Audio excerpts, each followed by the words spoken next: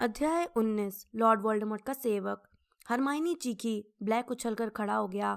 Harry ऐसे कूदा जैसे उसे बिजली का जोरदार झटका लगा हो। मुझे यह लड़ाकू पेड़ के पास मिला था, स्नेप ने चोगा एक तरफ फेंकते हुए और अपनी छड़ी ल्यूपिन के सीने पर तानते हुए कहा। यह चोगा बहुत काम आया पॉटर, मैं तुम्हें धन्यवाद देता हूँ। स्नेप थोड़ा हाँफ रहे थे, लेकिन उनके चेहरे पर विजय का भाव था। तुम शायद यह सोचकर हैरान हो रहे होगे कि मुझे कैसे मालूम चला कि तुम यहाँ हो, स्नेप ने कहा, जिनकी आंखों में चमक थी। ल्यूपिन, थोड़ी देर पहले मैं तुम्हारे ऑफिस में गया था। तुम आज अपना काढ़ा पीना भूल गए थे, इसलिए मैं काढ़ा लेकर गया था। और यह खुशकिस्मती थी कि मैंने ऐसा किया। मेरा मतलब है मेरी खुशकिस्मती थी। तुम्हारी डेस्क पर एक नक्शा खुला पड़ा था।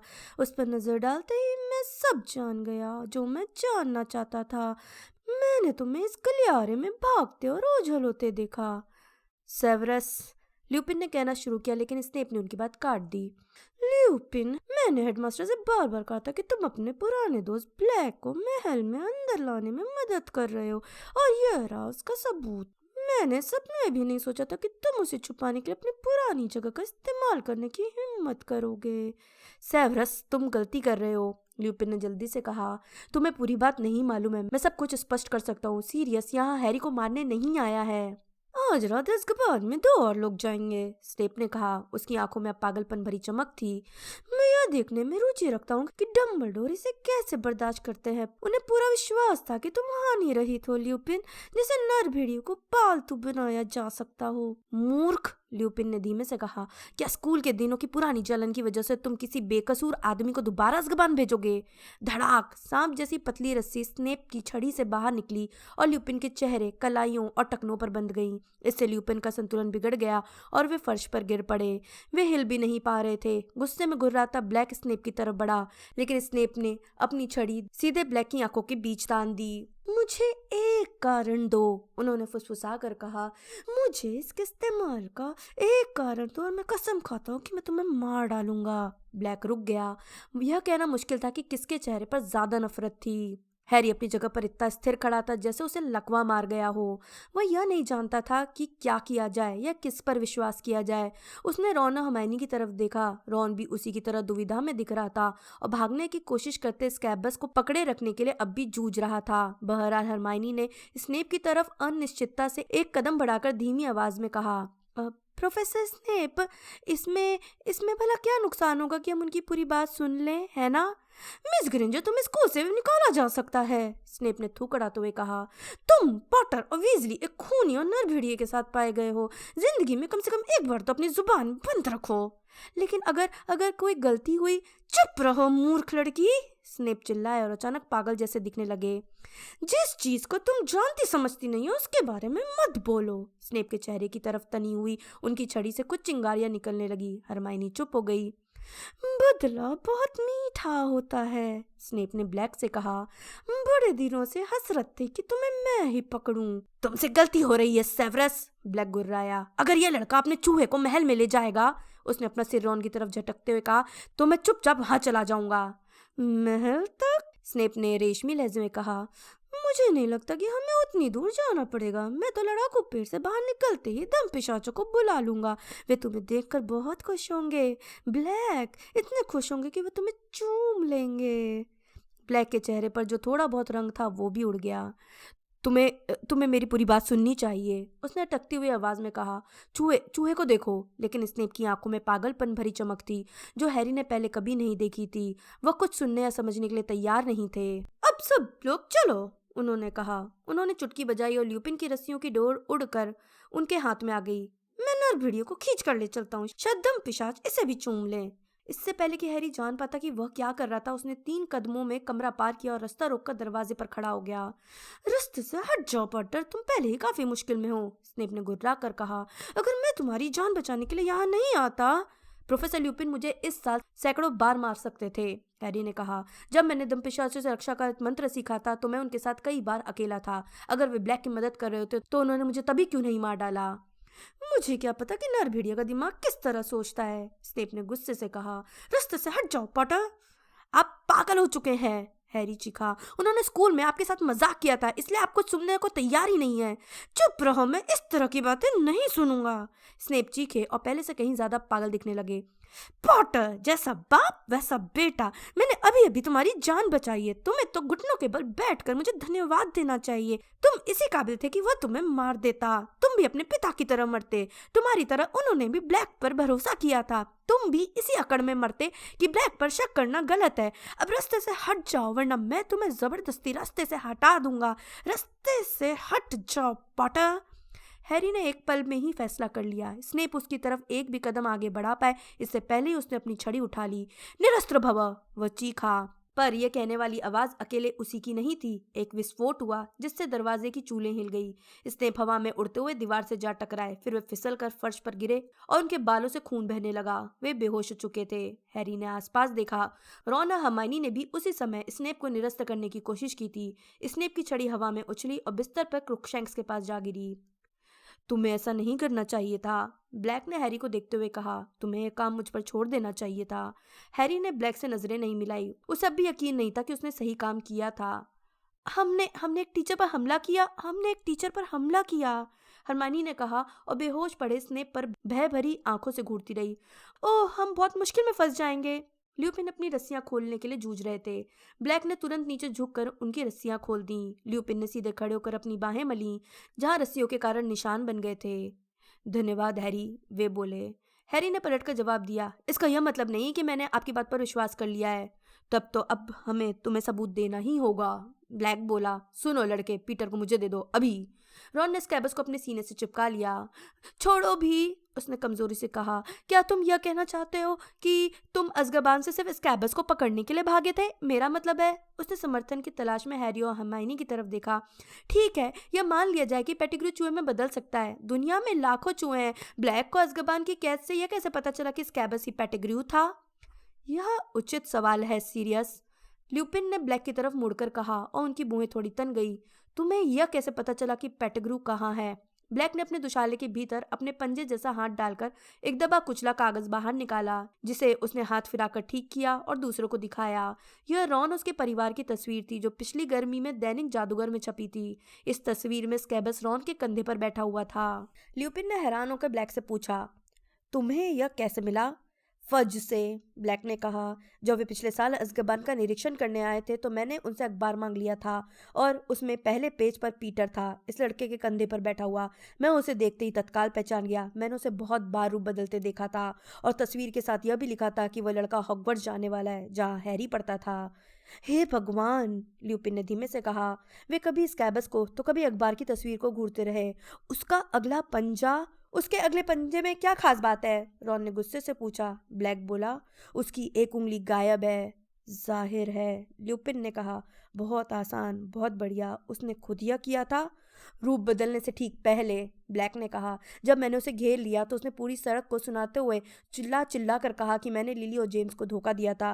फिर इससे पहले कि मैं उसे शाप दे पाऊं, उसने कमर के पीछे से छड़ी पकड़कर सड़क पर विस्फोट कर दिया और 20 फुट के दायरे में मौजूद हर व्यक्ति को मार डाला। इसके बाद वो सीवर लाइन में बाकी चूहों के साथ रहने चला गया। क्या तुमने कभी नहीं सुना रॉन? ल्यूपिन ने कहा। पीटर के शरीर का जो सबसे बड़ा हिस्सा मिला था वो उसकी उंगली थी।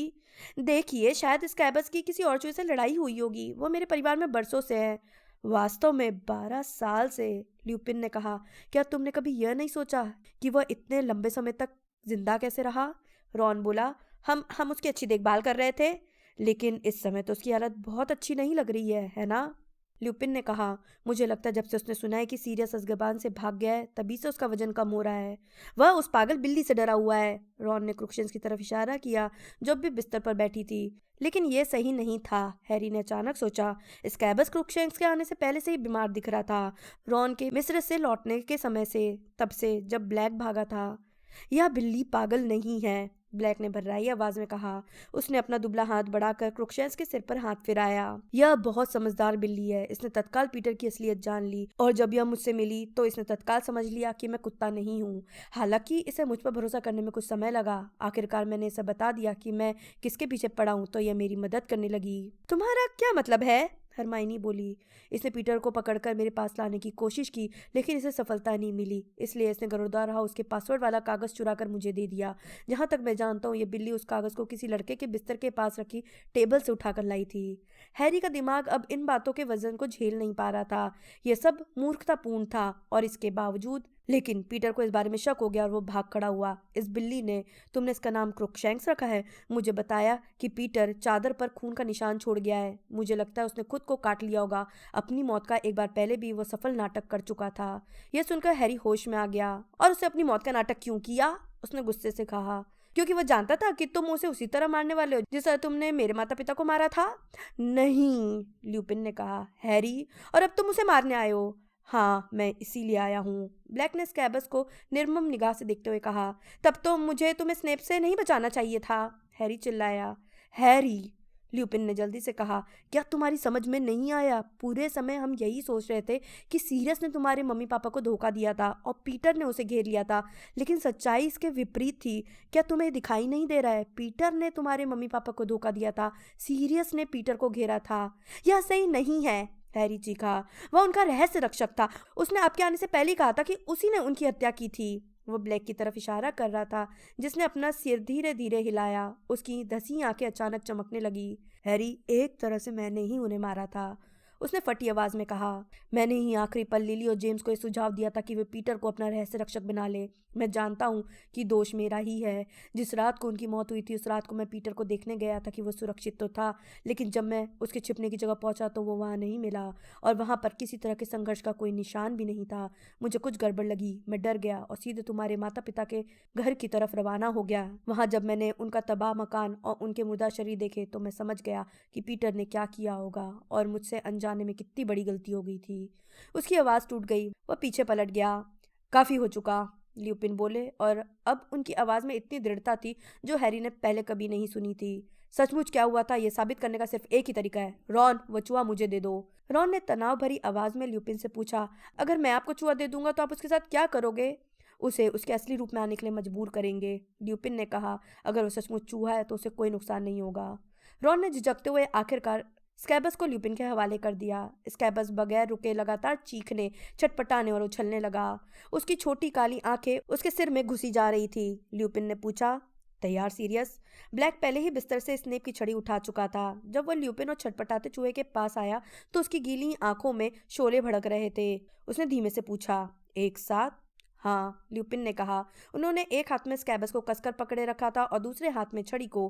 3 की आवाज पर 1 2 3 दोनों छड़ियों से नीली सफेद रोशनी बाहर निकली। एक पल के लिए स्कैबस हवा में झूलता रहा, फिर उसका छोटा काला शरीर तेजी से फैलने लगा। जब चूहा गिरकर फर्श से टकराया तो रॉन की चीख निकल गई। एक बार फिर चौंधियाने वाली रोशनी हुई और फिर यह किसी बढ़ते हुए पेड़ की तेजी से चलती फिल्म को देखने की तरह था। जमीन से एक सिर तेजी से ऊपर की तरफ उग रहा था और अंग शाखाओं की तरह निकल रहे थे। अगले ही पल स्कैबस की जगह एक आदमी अपने हाथ मलते हुए और सिर झुकाए खड़ा था। क्रुकशैंक्स बिस्तर पर थूक उड़ाती हुई गुर्राने लगी। उसकी पीठ के बाल खड़े हो गए थे। वह आदमी नाटा था। वो हैरी और हरमाइनी जितना ही लंबा होगा। उसके पतले रंगहीन बाल बिखरे हुए थे और उसके सिर पर बड़ी सी चांद थी। उसे देखकर ऐसा लगता था जैसे किसी मोटे आदमी का वजन बहुत कम समय में बहुत ज्यादा कम हो गया हो। उसकी चमड़ी स्कैबस की खाल की तरह ही गंदी दिख रही थी। उसकी नुकीली नाक और बहुत छोटी पनीली आंखों में भी चूहे की झलक थी। उसे चारों तरफ नजरें दौड़ा उन सब की ओर देखा। उसकी सांस तेजी से चल रही थी। हैरी ने देखा कि उसकी नजरें बार बार दरवाजे की तरफ जा रही थी। हेलो पीटर, ल्यूपिन ने ऐसे खुशनुमा अंदाज में कहा जैसे उन्हें चूहे को पुराने दोस्त में बदलते देखने की आदत हो। तुम्हें देखे हुए काफी अरसा हो गया। Serious, Remus? पेटिग्रू की आवाज भी चूहे की चिंचिहाट जैसी थी। एक बार फिर उसकी निगाह दरवाजे तक गई। मेरे दोस्तों, मेरे पुराने दोस्तों। ब्लैक का छड़ी वाला हाथ उठा, लेकिन ल्यूपिन ने चेतावनी भरे अंदाज में देखते हुए उसकी कलाई पकड़ ली। फिर ल्यूपिन पेटिग्रू की तरफ मुड़े। उनकी आवाज धीमी और सहज थी। पीटर, हम लोग इस बारे में बातें कर रहे थे कि जिस रात को लिली और जेम्स की मौत हुई थी उस रात को क्या हुआ था।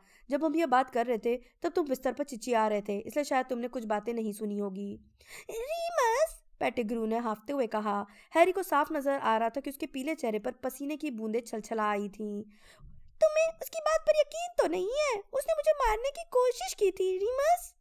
हम यह सुन चुके हैं, ल्यूपिन बहुत ठंडेपन से बोले, मैं तुम्हारे साथ एक दो गुत्थियां सुलझाना चाहता हूँ पीटर, अगर तुम। वो मुझे दोबारा मारने आया है, पेटिग्रू अचानक ब्लैक की तरफ इशारा करते हुए चीखा। हैरी ने देखा कि उसने उसके लिए अपनी बीच की उंगली का इस्तेमाल किया क्योंकि उसकी तर्जनी गायब थी। उसने लिली और जेम्स को मार डाला है और अब वो मुझे भी मारना चाहता है, मुझे बचा लो रीमस। जब ब्लैक ने अपनी धसी हुई आंखों से पेटिग्रू को घूर कर देखा तो ब्लैक का चेहरा कंकाल जैसा दिखने लगा। ल्यूपिन ने कहा, जब तक सारी बातें साफ नहीं हो जाती तब तक कोई भी तुम्हें नहीं मारेगा। साफ नहीं हो जाती? पेटिग्रू चीखा और एक बार फिर बौखलाकर चारों तरफ देखने लगा। उसकी आंखें बंद खिड़कियों पर और दरवाजे पर गई। मैं जानता था कि वो मेरे पीछे जरूर आएगा, मैं जानता था कि वो मेरे पीछे जरूर आएगा। मैं 12 साल से इस बात का इंतजार कर रहा हूँ। तुम जानते थे कि सीरियस अज़्काबान से भागने वाला है? ल्यूपिन ने मोहे उठाते हुए कहा, जबकि वहां से पहले कभी कोई नहीं भाग पाया था।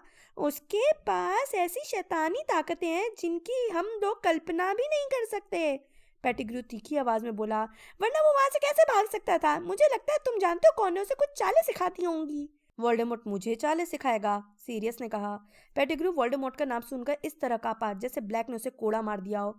क्या अपने पुराने मालिक का नाम सुनकर डर गए? ब्लैक बोला, मैं तुम्हें दोष नहीं देता हूँ पीटर, तुम्हारे साथी तुमसे खुश नहीं है ना? पता नहीं तुम्हारा क्या मतलब है सीरियस, पेटिग्रू बुदबुदाया। अब उसकी सांसें ज्यादा तेजी से चलने लगी थीं। उसका पूरा चेहरा पसीने में नहा गया था। तुम 12 साल तक मुझसे नहीं वोल्डेमॉर्ट के साथियों से छिप रहे थे, ब्लैक बोला। मैंने अज़्काबान में बहुत सी बातें सुनी है पीटर, सब यही सोचते हैं कि तुम मर चुके हो, वरना तुम्हें उनके सवालों का जवाब देना पड़ेगा। मैंने सुना है कि वे अपनी नींद में हर तरह की बातें चीख चीख कर कह रहे थे। उन्हें लगता है कि तुमने लिली और जेम्स के साथ तो गद्दारी की ही थी, साथ ही वोल्डेमॉर्ट से भी गद्दारी की थी। वोल्डेमॉर्ट तुम्हारी खबर पर पॉटर दंपत्ति को मारने गया था और वहां पर वोल्डेमॉर्ट की हार हो गई। वोल्डेमॉर्ट के सभी साथी अज़्काबान में कैद नहीं है ना? उसके बहुत से साथी आज भी खुले घूम रहे हैं और ये नाटक कर रहे हैं कि उन्हें अपनी गलतियों पर अफसोस है। अगर उन्हें यह भनक मिल गई कि तुम अब भी जिंदा हो पीटर। नहीं जानता तुम किस बारे में बोल रहे हो, पेटिग्रू ने और तीखी आवाज में कहा। उसने अपनी आस्तीन से चेहरा पोंछ कर ल्यूपिन को देखा। तुम तो यह नहीं मानते हो वो पागलपन भरी बात रीमस? पीटर, मुझे ये समझ में नहीं आ रहा है कि कोई बेकसूर आदमी 12 साल तक चूहे के रूप में क्यों रहना चाहेगा, ल्यूपिन ने आराम से कहा। बेकसूर लेकिन डरा हुआ, पेटिग्रू चींची आया। अगर वोल्डेमॉर्ट के साथी मेरे पीछे थे तो ऐसा इसलिए था क्योंकि मैंने उसके खास आदमी को अज़्काबान भिजवा दिया था, उसका जासूस सीरियस ब्लैक। ब्लैक का चेहरा सिकुड़ गया। तुम्हारी हिम्मत कैसे हुई? वह गरजा। उसकी गुर्राहट भालू के आकार के उस कुत्ते की तरह थी जिसमें वो रूप बदल लेता था। मैं और वोल्डेमॉर्ट का जासूस, मैं कब अपने से ज्यादा ताकतवर लोगों के आसपास रहता था? लेकिन तुम पीटर, मैं ये कभी नहीं समझ पाऊंगा कि मैंने तुम्हें शुरू से ही जासूस क्यों नहीं माना। तुम हमेशा बड़े दोस्तों को पसंद करते थे जो तुम्हारी रक्षा कर सके, है ना? पहले हम थे, मैं और रीमस और जेम्स। पेटिग्रू ने अपना चेहरा एक बार फिर पोंछा। वह अब लगभग हाँफ रहा था। मैं और जासूस, तुम्हारा दिमाग फिर गया है। कभी नहीं, मैं कभी नहीं जानता था कि तुम इस तरह की बात कह सकते हो। लिली और जेम्स ने तुम्हें अपना रहस्य रक्षक सिर्फ मेरे सुझाव पर बनाया था, ब्लैक इतनी जहरीली आवाज में फुसफुसाया कि पेटिग्रू एक कदम पीछे हट गया। मैंने सोचा था कि यह आदर्श योजना होगी, एक बढ़िया चाल। वोल्डेमॉर्ट यकीनन मेरे पीछे आएगा। वह सपने में भी नहीं सोच सकता था कि वे तुम जैसे कमजोर प्रतिभाहीन जादूगर का इस्तेमाल करेंगे। वह तुम्हारी जिंदगी का सबसे अच्छा पल रहा होगा, वोल्डेमॉर्ट को यह बताना कि तुम पॉटर दंपत्ति को उनके हवाले कर दोगे। पेटिग्रू अनाप शनाप बुदबुदा रहा था। हैरी ने कल्पना की उड़ान और पागलपन जैसे शब्द सुने, लेकिन उसे साफ दिख रहा था कि पेटिग्रू के चेहरे का रंग उड़ गया था और वो बार बार खिड़की तथा दरवाजे को देख रहा था। प्रोफेसर ल्यूपिन, हरमाइनी ने सकुचाते हुए कहा, क्या क्या मैं कुछ पूछ सकती हूँ? हाँ हरमाइनी, ल्यूपिन ने मुस्कुराते हुए कहा। स्कैबस, मेरा मतलब है यह आदमी हैरी के कमरे में 3 साल से सो रहा है। अगर ये तुम जानते हो कौन के लिए काम कर रहा है तो उसने हैरी को नुकसान पहुंचाने की कोशिश क्यों नहीं की? बहुत बढ़िया सवाल, पेटिग्रू ने तीखी आवाज में हरमाइनी की तरफ हाथ उठाकर कहा। धन्यवाद। देख हरी, बस मैंने हैरी के सिर से एक बाल तक को नुकसान नहीं पहुंचाया है। मैं ऐसा क्यों करूंगा? मैं तुम्हें इसका कारण बताता हूँ, ब्लैक बोला। क्योंकि तुमने कभी किसी के लिए कोई काम नहीं किया जिसमें तुम्हें अपना फायदा न दिखे। वोल्डेमॉर्ट 12 साल से छिपा हुआ है, लोग कहते हैं कि वो मुश्किल से जिंदा है। तुम किसी ऐसे जादूगर के लिए एल्बस की नाक के नीचे खून नहीं करोगे जिसने अपनी सारी शक्तियां खो दी हैं, है ना? जब तुम्हें विश्वास हो जाता कि वो दोबारा ताकतवर बन चुका है तब तुम उसके पास लौट जाते, है ना? वरना तुम रहने के लिए जादूगर परिवार ही क्यों चुनते? तुम खबरों की जानकारी रखना चाहते थे, है ना पीटर? ताकि अगर तुम्हारा पुराना मालिक फिर से ताकतवर बन जाए तो तुम्हारे लिए उसके दल में फिर से शामिल होना सुरक्षित रहे। पेटिग्रू ने कई बार अपना मुंह खोला और बंद किया। ऐसा लगता था कि उसके बोलने की शक्ति चली गई थी। Mister black, serious? हरमाइनी ने संकोच से कहा। ब्लैक इस तरह का संबोधन सुनकर उछल पड़ा। वह हरमाइनी को घूरने लगा क्योंकि काफी लंबे समय से किसी ने उससे इतनी विनम्रता से बात नहीं की थी। अगर आप बुरा न माने तो मैं आपसे पूछना चाहती हूँ कि काले जादू का इस्तेमाल किए बिना आप अज़्काबान से बाहर कैसे निकले? धन्यवाद, पेटिग्रू ने आ बढ़ते हुए उसकी तरफ तेजी से सिर हिलाते हुए कहा। बिल्कुल, मैं भी यही पूछना। लेकिन ल्यूपिन ने उसे चुप रहने का इशारा किया। ब्लैक हरमाइनी को थोड़ा घूर रहा था, लेकिन वो उसे नाराज नहीं लग रहा था। वह तो सोच रहा था कि इस सवाल का जवाब कैसे दिया जाए। उसने धीमे से कहा, मैं नहीं जानता कि मैंने ऐसा कैसे किया। मुझे लगता है कि मैंने अपना दिमागी संतुलन सिर्फ इसलिए नहीं खोया क्योंकि मैं जानता था कि मैं बेकसूर हूँ।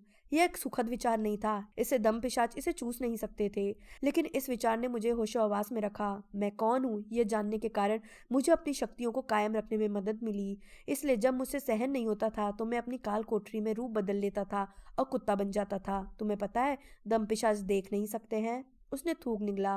वे लोगों की भावनाओं को महसूस करके उनकी तरफ जाते हैं। कुत्ते के रूप में मेरी भावनाएं कम मानवीय और जटिल थी, लेकिन जाहिर है उन्होंने यह सोचा कि वहां के हर कैदी की तरह मैं भी अपना मानसिक संतुलन खो रहा हूँ, इसलिए वे इस बात से परेशान नहीं हुए। परंतु मैं बहुत कमजोर था और बिना छड़ी के उनसे बच निकलने की कोई उम्मीद नहीं थी। लेकिन फिर मैंने उस तस्वीर में पीटर को देखा। मुझे यह एहसास हुआ कि वह हॉगवर्ट्स में हैरी के साथ था। अगर उसने जरा से भी खबर सुन ली कि शैतानी जादूगर दोबारा ताकतवर बन रहे हैं तो वो कदम उठाने के लिए आदर्श स्थिति में था।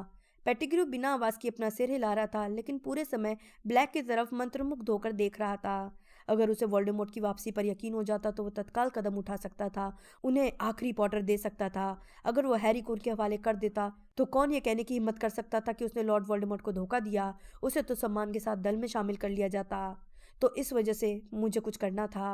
एक मैं ही था जो ये बात जानता था कि पीटर अब भी जिंदा था। हैरी को याद आया कि मिस्टर वीजली ने अपनी पत्नी से कहा था, पहरेदार कहते हैं कि वो अपनी नींद में बड़बड़ाता था, हमेशा एक ही वाक्य बोलता था, वह हॉगवर्ट्स में है।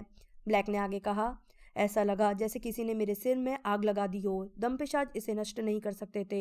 यह सुखद भावना नहीं थी, यह तो एक जुनून था। लेकिन इसने मुझे शक्ति दी, इसने मेरे दिमाग को स्पष्ट किया। और एक रात को जब उन्होंने मुझे भोजन देने के लिए मेरी काल कोठरी का दरवाज़ा खोला तो मैं कुत्ते के रूप में निकल भागा। जानवरों की भावनाओं को महसूस करने में उन्हें दिक्कत होती है, इसलिए वे दुविधा में पड़ गए। मैं दुबला था, बहुत दुबला, इतना दुबला कि छड़ों के बीच से निकल गया। मैं कुत्ते के रूप में तैरकर धरती तक पहुंचा। मैंने उत्तर दिशा में यात्रा की और कुत्ते के रूप में हॉगवर्ट्स के मैदान में प्रवेश किया। तब से मैं इसी जंगल में रह रहा हूँ, सिवाय उस समय के जब मैं क्विडिच मैच को देखने गया था। हैरी, तुम भी अपने पिता की तरह ही बढ़िया खिलाड़ी हो। उसने हैरी की तरफ देखा। इस बार हैरी ने नजरें नहीं चुराई। मेरा यकीन करो, ब्लैक ने कहा, मेरा यकीन करो, मैंने जेम्स और लिली को कभी धोखा नहीं दिया। उन्हें धोखा देने से पहले मैं मर जाना पसंद करता। और अंत में हैरी ने उस पर यकीन कर लिया। हैरी का गला रूंधा हुआ था, इसलिए उसने सिर हिलाकर इशारे से बता दिया। नहीं! पेटिग्रू अपने घुटने पर बैठ गया, जैसे हैरी के हाँ कहने का मतलब यह हो कि उसे मौत की सजा सुना दी गई हो। वह अपने घुटनों के बल इधर उधर हिलता रहा। उसके हाथ उसके सामने इस तरह बंधे थे जैसे वो प्रार्थना कर रहा हो। सीरियस, ये मैं हूँ, पीटर, तुम्हारा दोस्त। तुम मुझे जान से नहीं। ब्लैक ने लात मारी और पेटिग्रू दूर हो गया। मेरे कपड़ों पर तुम्हारे छुए बिना ही बहुत सी गंदगी लगी है, ब्लैक ने कहा। रीमस! पेटिग्रू चिंचियाया और अब ल्यूपिन की तरफ मुड़कर आग्रह भरी नजरों से देखने लगा। तुम्हें तो इसकी बात पर यकीन नहीं है? अगर सीरियस योजना बदलता तो क्या वह तुम्हें नहीं बताता? नहीं बताता पीटर, अगर उसे शक होता कि मैं जासूस हो सकता हूँ, ल्यूपिन ने कहा। मुझे लगता है इसलिए तुमने मुझे नहीं बताया था। सीरियस, मुझे माफ कर देना रीमस, ब्लैक बोला। बिल्कुल नहीं पैटफुट, पुराने दोस्त, ल्यूपिन ने अपनी आस्तीनें चढ़ाते हुए कहा। और तुम भी मुझे माफ कर दो कि मैंने सोचा कि तुम जासूस थे। क्यों नहीं, ब्लैक बोला और उसके दुबले चेहरे पर हल्की सी मुस्कुराहट तैरने लगी। वह भी अपनी आस्तीनें चढ़ाने लगा। क्या हम उसे एक साथ मारेंगे? हाँ, मुझे लगता है यही ठीक रहेगा, ल्यूपिन ने गंभीरता से कहा। तुम ऐसा नहीं कर सकते, नहीं कर सकते। पेटिग्रू ने सांस खींची और वो उछलकर रॉन के पास पहुंचा। रॉन, क्या मैं अच्छा दोस्त नहीं था, अच्छा पालतू जानवर नहीं था? तुम उन्हें मुझे मारने नहीं दोगे रॉन, है ना? तुम मेरा पक्ष लोगे, है ना? लेकिन रॉन पेटिग्रू को बहुत नफरत से देख रहा था। उसने कहा, मैंने तुम्हें अपने बिस्तर पर सोने दिया। दयालु लड़के, दयालु मालिक। पेटिग्रू रॉन की तरफ रेंगा। तुम उन्हें ऐसा नहीं करने दोगे। मैं तुम्हारा चूहा था, मैं एक अच्छा पालतू जानवर था। अगर तुम इंसान के बजाय चूहे के रूप में ज्यादा अच्छे हो तो यह कोई बहुत गर्व करने की बात नहीं है पीटर, ब्लैक ने रूखेपन से कहा। रॉन का चेहरा अभी दर्द से पीला पड़ा हुआ था। उसने अपना टूटा हुआ पैर पेटिग्रू की पहुंच से दूर हटा लिया। पेटिग्रू अपने घुटनों पर पलटा और आगे बढ़कर उसने हरमाइनी के दुशाले को पकड़ लिया। अच्छी लड़की, होशियार लड़की, तुम उन्हें ऐसा नहीं करने दोगी, मेरी मदद करो। हरमाइनी ने अपने दुशाले को पेटिग्रू के हाथ की पकड़ से छुड़ाया और पीछे हटकर दीवार से टिक गई। वो दहशत में लग रही थी। पेटिग्रू घुटने के बल बैठ गया और बेकाबू होकर कांपने लगा। फिर उसने अपना सिर धीरे से हैरी की तरफ घुमाया। हैरी, हैरी, तुम बिल्कुल अपने पिता की तरह दिखते हो, बिल्कुल अपने पिता की तरह। हैरी से बोलने की तुम्हारी हिम्मत कैसे हुई? ब्लैक गरजा। उसका सामना करने की तुम्हारी हिम्मत कैसे हुई? उसके सामने जेम्स के बारे में बात करने की तुम्हारी हिम्मत कैसे हुई? हैरी, पेटिग्रू फुसफुसाया और उसके सामने हाथ फैलाकर गिड़गिड़ाने लगा। हैरी, जेम्स ने मुझे मरने नहीं दिया होता। जेम्स समझ गया होता हैरी, वो मुझ पर जरूर दया दिखाता। ब्लैक और ल्यूपिन दोनों ने आगे आकर पेटिग्रू के कंधे पकड़े और उसे फर्श पर पीछे धकेल दिया। वह दहशत से कांपता हुआ वहीं बैठा बैठा उनकी तरफ घूरता रहा। ब्लैक ने कांपते हुए कहा, क्या तुम इस बात से इनकार करते हो कि तुमने लिली और जेम्स को वोल्डेमॉर्ट के हाथों बेच दिया था? पेटिग्रू फूट फूट कर रोने लगा। उसे देखना भयंकर था। वो बड़े आकार के गंजे बच्चे की तरह दिख रहा था जो फर्श पर दहशत से कांप रहा था। सीरियस, सीरियस, मैं और कर भी क्या सकता था? तुम जानते हो कौन बहुत शक्तिशाली था? तुम जानते नहीं हो, उसके पास ऐसे हथियार थे जिनकी तुम कल्पना भी नहीं कर सकते। मैं डरा हुआ था सीरियस। मैं कभी तुम्हारी रीमस और जेम्स की तरह बहादुर नहीं था। मैं कभी ऐसा नहीं करना चाहता था। तुम जानते हो कौन ने मुझे मजबूर कर दिया था? झूठ मत बोलो, ब्लैक चीखा। तुम लिली और जेम्स की मौत के 1 साल पहले से ही उनकी खुफिया जानकारी दे रहे थे। तुम उसके जासूस थे। वह हर जगह ताकतवर बनता जा रहा था और जीत रहा था, पेटिग्रू ने हाफते हुए कहा। उसका विरोध करके क्या फायदा होता? दुनिया के सबसे बुरे जादूगर का विरोध करके क्या फायदा होता? ब्लैक ने गुस्से से कहा। बहुत सी मासूम जानें बच जाती पीटर। तुम समझते नहीं हो, पेटिग्रू घिघियाया। वह मुझे मार डालता सीरियस। तो तुम्हें मर जाना चाहिए था, ब्लैक गरजा। अपने दोस्तों के साथ गद्दारी करने के बजाय मरना ज्यादा अच्छा होता, जैसा हम तुम्हारे लिए करते। ब्लैक और ल्यूपिन कंधे से कंधा मिलाकर छड़ियां उठाए खड़े थे। ल्यूपिन ने धीरे से कहा, तुम्हें यह एहसास होना चाहिए था कि अगर वोल्डेमॉर्ट तुम्हें नहीं मारेगा तो हम मार देंगे। अलविदा पीटर। हरमाइनी ने अपनी हाथ अपने चेहरे पर ढक लिए और दीवार की तरफ मुंह फेर लिया। नहीं, हैरी चीखा। वो दौड़ता हुआ आगे आया और पेटिग्रू के सामने खड़ा हो गया। अब छड़ियां उसकी तरफ तनी थीं। उसने हाफते हुए कहा, आप उसे नहीं मार सकते, आप ऐसा नहीं कर सकते। ब्लैक और ल्यूपिन दोनों हैरान हो गए। हैरी, इस घटिया जानवर के कारण ही आज तुम्हारे माता पिता जिंदा नहीं है, ब्लैक गुर्राया। यह गंदा आदमी तुम्हें भी मौत के घाट उतरवा देता और उसके चेहरे पर शिकन भी नहीं आती। तुमने उसकी बात सुन ली है। उसके लिए उसकी बदबूदार चमड़ी तुम्हारे पूरे परिवार से ज्यादा महत्वपूर्ण थी। मैं जानता हूँ, हैरी बोला। हम उसे महल में ले चलेंगे। हम उसे दम पिशाच के हवाले कर देंगे, उसे अज़्काबान भेज देंगे, लेकिन उसे मत मारो। हैरी, पेटिग्रू हाफते हुए चिल्लाया और उसने हैरी के घुटने पकड़ लिए। धन्यवाद, मैं इस काबिल नहीं था, धन्यवाद। मेरे पास से दूर हटो, हैरी थूक उड़ाते हुए बोला और उसने पेटिग्रू के हाथ नफरत से दूर झटक दिए। मैं तुम्हारे लिए नहीं कर रहा हूँ। मैं ऐसा सिर्फ इसलिए कर रहा हूँ क्योंकि मुझे लगता है कि मेरे डैडी ये कभी नहीं चाहते कि उनके सबसे अच्छे दोस्त सिर्फ तुम्हारे कारण खूनी बने। कोई भी नहीं हिला और न ही किसी ने आवाज निकाली सिवाय पेटिग्रू के, जिसकी सांसें अब झटकों में आ जा रही थी। वो अपने सीने को पकड़कर बैठा था। ब्लैक और ल्यूपिन ने एक दूसरे की तरफ देखा और उन्होंने एक झटके से अपनी छड़ियां नीचे कर ली।